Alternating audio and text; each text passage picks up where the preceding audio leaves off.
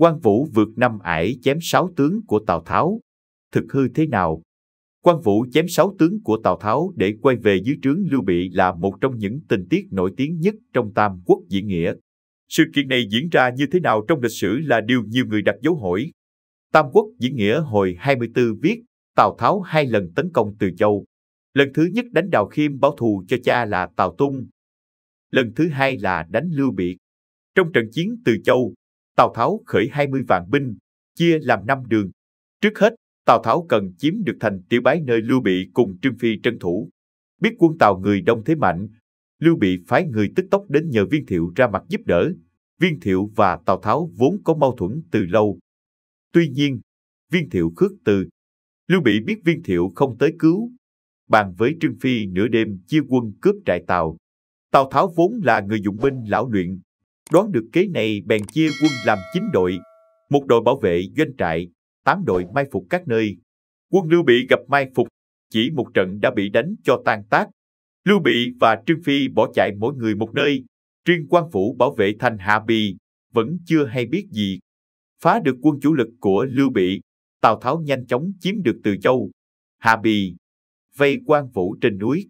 Quan Vũ vì bảo vệ gia quyến Lưu Bị, buộc phải hàng Tào Tháo. Từ đây, những ngày tháng làm quan dưới trướng Tào Tháo của Quan Vũ bắt đầu. Hồi thứ 25 Tam Quốc diễn nghĩa viết, Quan Vũ nêu điều kiện chỉ hàng vua Hán, không hàng Tào Tháo và khi biết tin Lưu Bị ở đâu sẽ xin đi ngay. Tào Tháo chấp nhận tất cả, hy vọng sớm thu phục được viên mạnh tướng Quan Vũ. Tào Tháo thết đãi và ban thưởng cho Quan Vũ rất hậu hĩnh. Tam Quốc diễn nghĩa viết, Tào Tháo tổ chức 3 ngày một tiệc nhỏ, 5 ngày một tiệc lớn để mừng có Quan Vũ, lại đưa 10 người con gái đẹp đến hầu.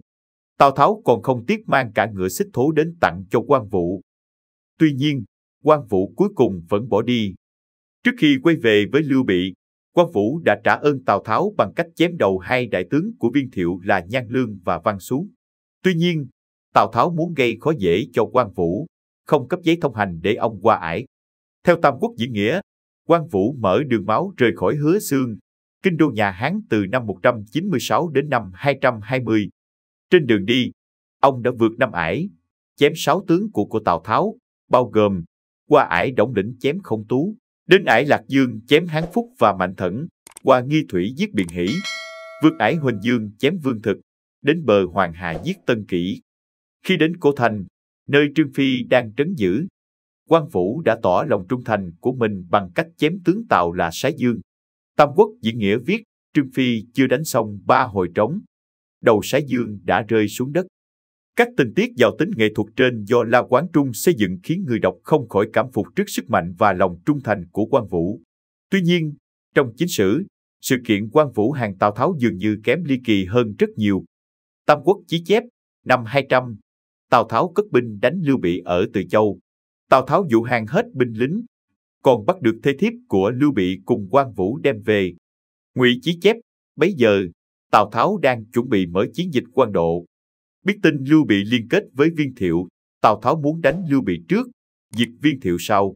Tào Tháo chia quân làm 2 cánh, một cánh phòng thủ Viên Thiệu, một cánh tấn công Lưu Bị ở Từ Châu. Lưu Bị cho rằng Tào Tháo sợ Viên Thiệu nên không dám tấn công Từ Châu. Chẳng ngờ Tào Tháo đánh úp, Lưu Bị kinh hoàng, vội vàng bỏ chạy khỏi Từ Châu. Thục chí chép, tiên chủ, Lưu Bị, chạy đến Thanh Châu, được con cả của Viên Thiệu là Viên Đàm đối đãi rất hậu. Về phần Quan Vũ, sau khi bị bắt, ông được Tào Tháo đưa về Hứa Xương, phong làm thiên tướng quân. Ngụy chí chép, Quan Vũ được Tào Tháo ban thưởng rất nhiều bổng lộc, nhưng không hề có ngựa xích thố. Trong phần Quan Vũ truyện, sử gia Trần Thọ cũng không nhắc đến chi tiết Quan Vũ có ngựa xích thố.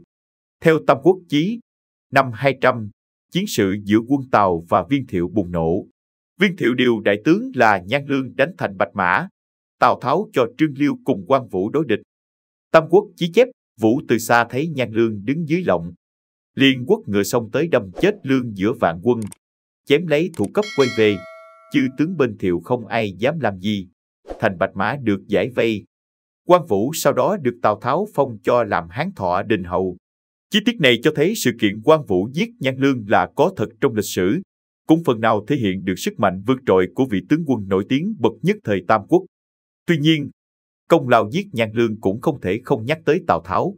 Tam Quốc chí chép, Nhan Lương vây thành Bạch Mã, quân Viên Thiệu lại chuẩn bị vượt sông, đánh thẳng vào Hứa Xương. Tào Tháo hóa giải chiến thuật này bằng cách chia quân làm hai cánh, một cánh đi vòng vờ tập kích vào hậu phương của Viên Thiệu, một cánh kỵ binh nhanh chóng đến thành Bạch Mã. Nhan Lương thấy Tào Tháo đưa kỵ binh đến nơi, chưa kịp bất ngờ đã bị Tào Tháo sai Trương Liêu, Quan Vũ làm tiên phong chém ngay tại trận. Viên Thiệu biết bị trúng kế, vượt sông Hoàng Hà đến ứng cứu Nhan Lương thì đã muộn. Không chỉ Nhan Lương, đại tướng Văn Xú của Viên Thiệu cũng bị Tào Tháo lấy mạng. Tam Quốc chí chép, Tào Tháo tới xem lén trại quân Thiệu, bị Văn Xú kéo 5.000 kỵ binh đuổi đánh. Các tướng báo rằng quân địch quá đông, phải nhanh chóng bỏ chạy. Tào Tháo cứ vờ như không biết. Lúc sau, nghe tiếng quân Thiệu reo hò, chư tướng lại báo cần trốn ngay. Tào Tháo đáp chưa cần. Tới khi Văn Xú đưa quân áp sát, Tào Tháo mới nói, lên ngựa được rồi. Bấy ngờ, kỵ binh của Tào Tháo không tới 600, bị ép liều chết mà đánh. Không chỉ phá được vòng vây mà còn chém chết Văn Xú. Tào Tháo kéo quân về trại, mới biết Quan Vũ đã trốn theo Lưu Bị. Như vậy, người tiêu diệt Văn Xú không phải Quan Vũ mà là Tào Tháo. Phần ngụy chí của Tam Quốc chí chép, Tào Tháo từng sai Trương Liêu tới dụ hàng Quan Vũ. Quan Vũ thở dài nói, ta biết Tào Công đối đãi với ta rất hậu, nhưng ta đã chịu ơn của Lưu tướng quân, không thể bội ước. Ý ta muốn lập công để báo ơn Tào Công rồi sẽ đi. Tào Tháo nghe Trương Liêu báo về, lấy làm khâm phục Quan Vũ. Tới khi Quan Vũ giết Nhan Lương, Tào Tháo biết chắc chắn Quan Vũ sẽ bỏ đi. Quan Vũ bỏ trốn đến trại Viên Thiệu. Các tướng muốn bắt về, Tào Tháo nói, người ấy bỏ đi vì chủ, chớ nên đuổi theo. Chi tiết này cho thấy Tào Tháo thực sự có ý muốn giữ Quan Vũ lại. Nhưng khi Quan Vũ bỏ đi, ông cũng không ngăn cản. Cả trong Tam Quốc diễn nghĩa và lịch sử, Tào Tháo đối đãi với Quan Vũ đều rất trọng tình trọng nghĩa. Quan Vũ vượt Năm Ải chém 6 tướng là tình tiết do La Quán Trung hư cấu. 6 viên tướng phe Tào mà Quan Vũ giết trong Tam Quốc diễn nghĩa cũng không phải nhân vật có thật trong lịch sử. Trong khi Tào Tháo và Viên Thiệu đối địch, việc Quan Vũ lén bỏ trốn sang trại đối phương dễ chấp nhận hơn so với chuyện Quan Vũ một mình dẫn gia quyến của Lưu Bị đi từ Hứa Xương, vượt qua hết cửa ải này tới cửa ải khác. Trong Tam Quốc chí, sử gia Trần Thọ không đề cập đến số phận gia quyến của Lưu Bị sau trận đánh Từ Châu. Mặc dù sự kiện Quan Vũ vượt Năm Ải chém 6 tướng chỉ là tình tiết hư cấu của La Quán Trung, nhưng việc ông chém Nhan Lương, từ chối vinh hoa phú quý để về bên Lưu Bị là có thật. Quan Vũ xứng đáng được người đời sau xem là biểu tượng của lòng trung nghĩa. Ngày nay, ông được nhiều người dân ở Trung Quốc tạc tượng thờ phụng, gọi là Quan Nhị Gia. Video chúng tôi đến đây là kết thúc.